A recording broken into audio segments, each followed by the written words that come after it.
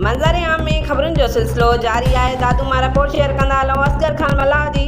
दादू शहर में इंक्रोचमेंट जो आज़ार वधी वियो। दादू शहर जे मुख़्तलिफ़ रस्तनि सिविल अस्पताल रोड, स्टेशन रोड, न्यू चौक, मोबाइल मार्केट, शाही बाज़ार आई, राणी बाज़ार, जुड़ियल शाह मार्केट समेत मुख़्तलिफ़ शहरनि ते रेढ़नि दुकानदारनि जो रोडनि ते कब्ज़ो। दुकानदार दुकान जो अधु सामान रोड ते कढी रखनि था, जिन जे करे शहरी परेशानीअ जो शिकार बणियल आहिनि। एसी दादू शाहनवाज़ मीरानी मुख्तियार कार officer, Dadu Syed Abid Shah encroachment officer, Zafar Ali Pawar high court जे हुकुमनि ते दादू शहर जे मुख्य सेवनी मां चौक मोरो रोड, लाड़काणो रोड, मूदर नाको समेत ॿियनि हंधनि ते पुलिस ऐं इंक्रोचमेंट अमलो साण करे रोड ते बीठल रहड़नि, छपरनि, होटलनि जी बेंचुनि, कुर्सियुनि खे मुख्य रोडनि तां हटाइण लाइ कार्रवाई अमल में आंदी आहे। उन मौक़े ते एसी दादू शाहनवाज़ मीरानी मीडिया सां ॻाल्हाईंदे चयो त हाई कोर्ट जे हुकुमनि तहत रोडनि ते वधंदड़ हद दख़लियूं हटाए रहिया आहियूं ऐं इंक्रोचमेंट ख़तमु कराए रोडनि खे विकिरो कराईंदासीं। एसी दादू शाहनवाज़ मीरानी वधीक चयो त शहरियुनि खे